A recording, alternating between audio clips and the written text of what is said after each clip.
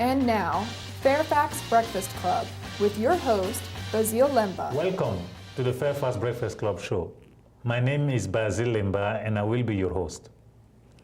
The FAIRFAX Breakfast Club show is a weekly program in which we bring you valuable and workable know-how you can use in order to improve your networking and grow your business.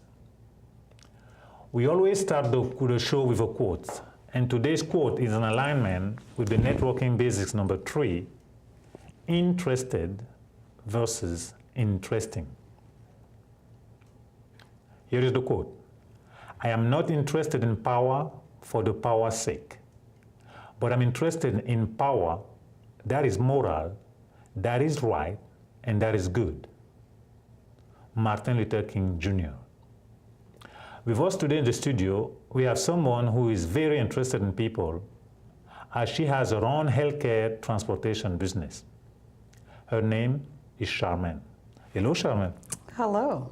How are you? Quite well. Very good, very good. So she told me to not make her laugh, so I won't try to. That's kind of hard, but go ahead. So tell us about your business, Sharmaine, and also why you started this business. It is a non-emergency medical transportation business. We serve those that are in Northern Virginia, those that are disabled, that are senior citizens, children, things of that nature that need transportation to their medical appointments, doctor's appointments, dentist appointments, and so forth. Okay. We started early in 2012 here. And the reason I started is pretty much aligning with that same quote that you said from Martin Luther King. It's all about helping people. You know, this business is all about just making sure that not only people get to their doctor's appointments on times or their medical appointments on times, but how they get there. We're all in the business of just serving people. Okay. Very good. Excellent. Very glad to hear that. Now, would you please go into the details then, break down your program and show us how it works? For the most part, we serve, just like I said, we serve a whole gamut of people. People who are disabled, those are senior citizens, those that need transportation, and who lack the mobility to get to those appointments and things of that nature. How do people get to find you? Oh, how do people get to find me? That's a really good question. Because first of all, when you say non-emergency medical transportation, people are like, what does that really mean itself? Basically what it is anything that's not life-threatening. Okay. We provide the transportation for those things. Could you call it not life-threatening then? That might be much more faster communicating. Yeah, it would be. It would be. Because if you tell me that the first section that you told me, I'm going to go like this. It might take a while before I understand. Yeah. You can just say non-life-threatening. We just had a guest now over marketing. We was discussing marketing. Seriously, I think that even if you have it as a subtitle, it will help, because the first title, it is true, but it takes a while to get it to understand what it is. I just think for marketing purposes, not life-threatening transportation could help. I mean, yeah, it definitely would. And I think that also too, people don't necessarily know about it until you have that direct need for it. You may, let's say for example, have to do a procedure in office such as a colonoscopy or something like that. And you know, it's part of the requirement for you to, you know, leave from that procedure to say that you cannot take a taxi, but you have to have some other form of transportation. So you're like, what does that mean? You know, I don't have you know, family member to pick me up. Who do I call if it's not a taxi? I can't take the bus, or I can't take any other form of transportation. What does that mean? I can't take an ambulance. What else is there? And then that's when people are like searching and then trying to find this non-emergency medical transportation, or the non-life-threatening transportation, as we call it, and so forth. So it's really one of those niche things. Until you need it, or you know somebody that needs it, then that's when you're like, okay, now I understand what it is. Okay, I got you. I have a question. How is that somebody cannot make it into a cab or a bus, but they can make it in you transportation? What is the difference? The difference is the training that's involved with our company and so forth. We're trained to handle someone. Let's say if they're under anesthesia, we're trained to take care of them and take them to their destination. They may need, say for example, that same example where somebody has a colonoscopy that has to be done, and they get out of the procedure, they're still under anesthesia and so forth. We're trained to, upload them into the vehicle. We have wheelchair lift vehicles, strap them in, and make sure that they get to their destination on time. Gotcha. So that type of service and care overall, making sure. That's a very specialized niche. Yeah, it is. It is. It is. The largest percentage of my business comes through those patients that are always going to routine type of appointments like dialysis. They may have some type of foot care. They may have some type of respiratory thing that needs to be taken care of. Those people that I have routine type of assistance that's needed constantly, those people, they know of us. Interesting. So basically, hospital, doctors, and those people, they are the people that you market to, or you could promote yourself to, so they know what you need, so that they can, before even the patient comes to them, or they know that this patient would need such a service, they can direct them to you, so they call you. You know what's so interesting, though, when I first started up this business, too, I went to the hospitals, went to the doctors and nursing homes, and as soon as I went in there, I was just so well received, because they need this service. This service is really not out there. And, when I showed them, pretty much what 24/7 HMT, 24/7 healthcare medical transportation, what we're about, then they were extremely excited to share that information with their customers and so forth, because number one, it gets the patients to them, so that their patients can have the transportation, and then also vice versa, they're able to return home and so forth in a safe manner. So it's a win-win situation. Where did you come up with that idea? Where did the idea come from to create this business? Oh, well, to create this business, for years I've known people that are in the healthcare industry and in the healthcare field. I myself, I have a partner who pretty much brought me into this business. I have a marketing background and communications background, and instantly when I saw this opportunity and I saw the need out there, I wanted to do it. I wanted to help people, and I wanted to see this business grow. So, yeah. Very interesting. All right. So what is your biggest challenge in life? Ooh, that's a big one. The biggest challenge in life. Wow, you got me with a good one. The biggest challenge in life right now, I think, is right now getting my business out there and telling people about it and telling all of my target audience pretty much who we are and what we're about and how we differ. But I wouldn't say that's a big challenge, because pretty much this company sells itself. When you need this service, you're going to find us in some sort of way. Outside of that, I'm trying to think personally if I have any challenges, but that's a difficult question. So can we come back to that? I told you I didn't want to laugh. I'm timing this thing. We're coming back before the show. Kidding. Now, what I would like to know now, my next question would be, what is your biggest success in life? Wow. My biggest success in life, I would say a couple of things. The first thing would be my child. I do have a daughter who's 12 years old. Okay. She's my success in life because I see her grow in everything that I teach to her, or I share with her. I see it blossoming through her as well. I would say another success in life is also, starting up stuff and seeing things actually come to fruition. For me, that's one of my biggest things. This business is one of them. Just like I said, we just started a couple of months ago, and already I'm seeing a large return as far as people coming to us using our services repeatedly. I'm slowly trying to get into different areas of the business. Later on, I'm thinking to expand into medical supply services as well. So I think that's one of my major successes right now. Very good. So now, knowing what you know, what advice would you give to business owners? It depends. Like What do you mean exactly? To business owners that are just starting up? Yes, you started a business, you're moving through it. I'm sure you have some experience. You learned a couple of things along the way. What would you pass on to another business owners? I think the first thing that to anyone starting up a business is they have to have a passion for it. You just don't go into it just because someone says, "Oh, that's a great thing. Let me hop onto it." You have to have a heart for it and passion and drive for it, just as I do for this business. Whenever I have any one of my clients get into my vehicles, I start to learn their story. I know their story. I know how they came about to, the reason for their transportation needs or what ailment may be, upon them at that day and that sort of thing. And I start to build a relationship with them. And it's if I am, I build a relationship with them and so forth, and it becomes one that eventually, we become friends. So it's a business that I'm very passionate about. My heart is in it, each and every person that I transport. And I think that's one of the major things that, leading back to that success question, that hopefully will make me successful, because I really care about people.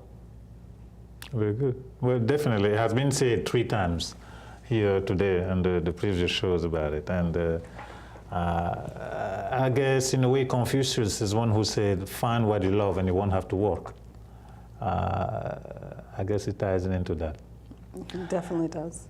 Very good. Now, I do know you've attended one of our events, a breakfast event once. Yes. Yes, I have. And I would love for you to share your experience, please, with the audience. Well, the Breakfast Club, I thought was, it's a wonderful event. It definitely is wonderful because I don't think whenever you go to other networking opportunities, you don't really get to network itself. You may sit beside 1 or 2 people, or you're at a table and someone's across here, and the person that you may want to talk to, you already have your eye on them, and that's the person that you need to get to and actually connect with them. But with your actual Breakfast Club, it's different. You get an opportunity to network with everyone. And sometimes you may think, oh, this is a person that I'm not going to get any business from or referral from or things of that nature. And it turns out differently. You get to know the person, you get to know their background, and they may have a whole force behind them that in turn you may have a connection there. And whenever I do networking, it's not just what I can get out of it, it's also what the person can get out of what resources that I have as well. So I like that fact that you do give the opportunity to do full circle networking. And especially the one part at the end where we line up and each owner gets to talk to the next owner, and you switch off and that sort of thing. And I like to call that the networking Soul Train line. Don't worry, everybody has a name for it. We just never agreed on which name to all use. I'm sorry that I just made up that name, but it's truly that. It's truly that. I like how one-on-one you get to meet people, hear their story, and when you're pitching your business to them, they're pitching their business to you, and also the people that are beside you, 2 or 3 other people are hearing the same story. So again and again and again, they get to know who you are, and they understand about your business, and you don't have to really go into depth that much, because people get to know who you are. So it was great. I love it. I absolutely love it. Well, we'll keep doing that. Great. I'll be there. Our next breakfast, by the way, event is on October 25th. So we'll have that there. But also, you should know, for you, the audience, we also have a big expo. Twice a year, in May and December, we put on an expo. Our next expo is on December 7th. Here at in restaurant. In fact, we have a short video over here that we'd like to show you to give you an idea on it.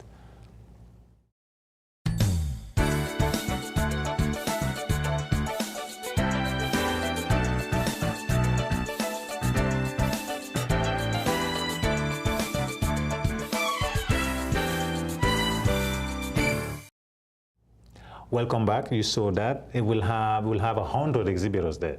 Yeah. 400 to 500 business people. Food, door prizes, you name it, fireworks, not approved yet, we're working on that.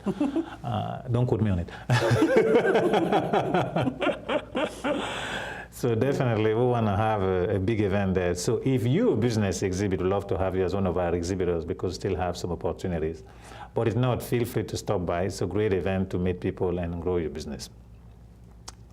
Okay, now the question I have for you is, you walked past in a credit union. That's what you're doing first. What got you, my question to you, what got you to do the transition from credit union to this business? Yeah, in my previous life, I used to be a director of marketing for a financial institution on Capitol Hill. And I used to not only do marketing, but business development and retention, things of that nature. So for the large part, for the last 15 plus years, I was in communications. And the transition is pretty much aligning with a whole life transition as well. You know, earlier this year I did have some health issues and things of that nature, and I wanted to do a transition in my life. Not only because you know, you want to make a move and do something different, but at the same time too, I always had an entrepreneurial spirit. I started up a couple of businesses before in the past, and dibbled and dabbled in that sort of thing. But when this opportunity approached itself, then I had to jump on board and do that transition. And it's primarily because it goes right back to essentially the passion that I have about it. There's nothing else that I want to do. I want to help people. That's why our logo says helping people move forward. We mean not only physically helping them move forward in the vehicle, things of that nature, but helping them move forward in their lives, helping them move forward in whatever health issue that they may be going through, guiding and caring along the way type of thing. So. Okay, very good. So that's what gets you to that. Okay, that's very good. All right. Now, if let's say, how does the past experience in your business help you with this new business? Oh, tremendously, it has helped. Any of the marketing and communications, you know, needs that we had, it's simple, because it's something that I had in my past, in my back pocket that I could pull out. But one of the things now that I'm finding that I, you know, am growing in and so forth is now actually building the experience itself about our company. Previous life, I used to do branding alongside with marketing, and I know that one of the essential components of branding has to be essentially that experience that you give and deliver to your clients and things of that nature. So as now, you know, as I used to teach it and do it in the past, I'm now actually doing it with my business, and that's what I find so exciting. Okay. Really trying to convey who we are, what 24/7 healthcare medical transportation is to the client, and why we differ. You know, there are many other companies out there that people can go to and try, but why our company and how we differ. Gotcha. Where do you see yourself 5 years from now? 5 years from now, I see 24/7 healthcare medical transportation having a fleet, a large fleet of 24 vehicles and more. I want to be able to expand not only here in Northern Virginia, but also serve Maryland and DC and beyond in other states. And also too, I want to be able to expand to also focus on medical supply delivery and medical supplies and things of that nature as well. So in 5 years, I see this company growing exponentially, and also helping, just like I said, a lot more people and expanding tremendously. Okay. And not only just business sense, but also just in the community too. Helping to do a lot more things in the community to see if I could bring along people as well too, so that they could learn this business or have some aspect of it help the community as well too. What do you have in mind? Well, there are a number of things. There are a number of disabled type of organizations right now that I'd like to partner with. One of them in October here is Audi. Audi has an organization that helps those that are disabled, those with muscular dystrophy, you know, to build them along and things of that nature. I would like to partner with different type of events like that, and or see if I could build my own type of event that could help different organizations and things of that nature. Okay, very interesting. I do see that your business can have other applications that could be done. I think it can be developed in, organically, if I may say so. in a different other directions. Who knows? Just I'm thinking for some reason, sports, people in sport, Olympics, you know, it could be expanded rather easily and rapidly. Yeah, and you know something too, just talking about the community aspect of it too. I started on Facebook and I started a blog too that pretty much, you know, the whole premise of the blog and the Facebook postings and things of that nature is to talk about moving people forward, whether it's on health issues, whether it's on exercise, nutrition, things of that nature, different topics that are related to health, things that are maybe going on the Hill, different legislation, things of that nature, getting that information out to people and building an online community where they can get some information. Because again, going back to non-emergency medical transportation, no one necessarily is going to say, oh yes, I know that off the cuff, but you know, if you start talking about different health issues, start talking about you know, things that are related to it, people are going to fall into it and understand what you're about eventually. So yeah. Very good, very good. How many companies do what you do? Do you know? Oh goodness. I would say, now this is a guesstimate that I'm going to take right here, but in the Virginia area, I would say there are over 200 companies, maybe not in the Northern Virginia area, but in the whole Virginia area, about 200 companies. The highest concentration is here in Northern Virginia and also down in the Virginia Beach area, things of that nature. Very interesting. Very, very interesting. You know, I mentioned that lady who's called Christina Bouhari, has a transportation company with you in the past. Might be a good idea to meet her one of these days. Of course, she does not do medical, but in terms of how she expanded, she went from 5 cars to 170 cars. And I'm sure that the growing pains, quote unquote, for lack of a better word, of expansion is similar, and it might be good things you guys met and talked a little bit. I agree. I would love to. Because Christine, I would love to. Yes, because it's going to grow. We had it on our show here 2 months back, and she was talking about it, how she told the story. In fact, might not be, I think I mentioned to you that you should watch her shows.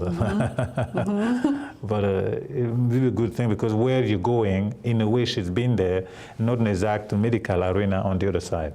And the issues are the same: the driver, the cars, the the new hire and all that. I do things that getting connected with her could be very beneficial for you to grow and then achieve the goals. So you want 24 cars, is that what you say, in 5 years from now? Minimum. Minimum. Minimum. Minimum. And what are the size of your cars? Well, it varies. We have currently, right now, we have 4-passenger vehicles that can convert 4-passenger, and then also it can carry at least 3 to 4 wheelchairs. So it just depends. You know, you can convert the seats and things of that nature.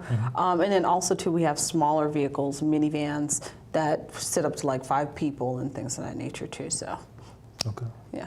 So we have that flexibility. Okay. To carry to different. Depends on the audience. Okay, that's very interesting, because she, as I remember the show, she's getting to standardize her whole fleet, totally and completely. So it's easier to handle. They did research and what have you, but I think I do definitely, that would be a great connection. I do want to thank you for coming to our show. We still have a few minutes over here. I just want to talk to the guests again regarding the Breakfast Club event that we're having each and every month, the second or third Thursday of the month, at Old Town Hall in Fairfax, 3999 University Drive. The next one is on October 25th. And also a big event where we'll have Jen Fox as the MC, four-time Emmy Award-winning journalist. Wow. And Doc Walker as a guest speaker. He's great. That's a very good lineup. Different seminars and food, door prizes and what have you. We still have some booths available. If your business is exhibiting, we'd love to have you as one of our exhibitors. You can see our website over there, which is ultbizexpo.com. Get the information, sign up, love to have you, because we want to have 100 exhibitors right there. We already have 70 exhibitors signed up. Yes. That's great. Yes. So we're going to have another 30 plus, 400 to 500 business people. Now, what would you like to leave with the audience as we're closing the show now? Just a couple of things. When they're considering non-emergency medical transportation, consider 24/7 healthcare medical transportation, primarily because of the service that we offer. Other transportation companies out there may focus on just getting you there, but this company is really focused on the care